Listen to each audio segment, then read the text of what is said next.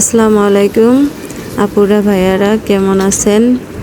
আমি আজ হাঁসের মাংস রান্না করব, তাই এখন হলুদ, মরিচ, আদা, জিরা বাটা দিয়ে দিচ্ছি। মশলাটাকে ভালো করে কষিয়ে নেব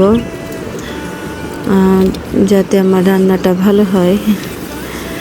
তাই এখন হাঁসের মাংসগুলো দিয়ে দিচ্ছি। হ্যাঁ, এগুলা ভালো করে কষিয়ে নিতে হবে। আসলে রান্না করাটা আমার অনেক ভালো লাগে, আমি অনেক পছন্দ করি রান্না করতে।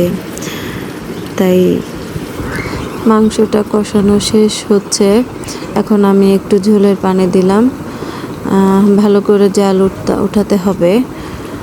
যাক, আলহামদুলিল্লাহ, রান্নাটা শেষের পর্যায়ে চলে এসেছে।